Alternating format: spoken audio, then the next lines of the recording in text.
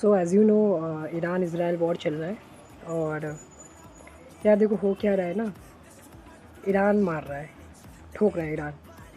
और American under estimate कर लिए थे उसकी पावर को, तो ईरान तो ठोक रहा है अच्छे से। फिर अमेरिकन ने सोचा था कि बस आएंगे खेमनेई को मारेंगे, जैसा वेनेजुएला में किया, खेमनेई को मारेंगे, बस सारे स्ट्रक्चर जो डाउनवर्ड स्ट्रक्चर है उनका बस सब बिखर जाएगा, ईरान रिटेलिएट नहीं कर पाएगा। लेकिन ईरान ईरान है, मार रहा है, रिटेलिएट कर रहा है अच्छा खासा। यूएई तक को नहीं छोड़ा, जहाँ जाए अमेरिकन बेसिस है वहाँ वहाँ ठोक रहा है।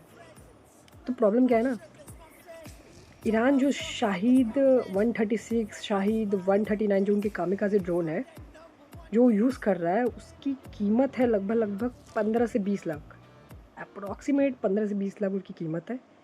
और उसमें क्या रहता है, मैन पैड मोटर रहते हैं, मोपैड मोटर रहते हैं। मोपैड मोटर क्या है यार, बाइक छोटे छोटे जो बाइक्स आते हैं, लूना बाइक्स आते हैं, वैसे मोटर होते हैं, ठीक है, वैसा ही मोटर लगता है। और आगे 30-40 किलो का वॉरहेड होता है। और उसकी रेंज कितनी होती है, 1500 से 2500 या 3000 किलोमीटर उसकी रेंज होती है, ठीक। तो 15-20 लाख का कामिकाज़े ड्रोन मार रहा है।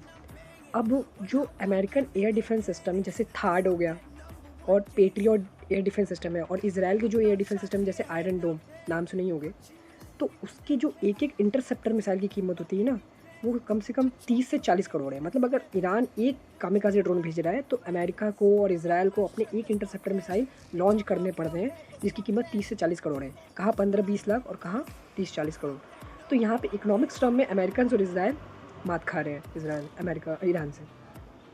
भाई तुम्हें होगा क्या ना, ईरान को पता था, ईरानियन सब जानते थे कि अमेरिकन आएंगे, ठोकने आएंगे, आज नहीं तो कल आएंगे। 1979 की 1980 से वो लोग प्रिपरेशन कर रहे थे कि अमेरिकन को पीटना है, ठीक है। तो वो लोग प्रिपरेशन बहुत पहले से कर रहे थे, उन्हें पता था कि अमेरिकन आएंगे, ठीक। तो उनकी जो मिसाइल कितने अभी ज़ख़ीरा है ना, बहुत बड़ा ज़ख़ीरा है, बहुत बड़ा। मतलब ईरान चाहे तो सालों लड़ सकता है उन मिसाइलों से, ठीक है। और उनकी मिसाइल सस्ती भी हैं, इफ़ेक्टिव भी हैं, ठीक है। पूरा मिडिल ईस्ट उनकी रेंज में है, ठीक। इजराइल उनके रेंज में है, तो ईरान तो मारेगा।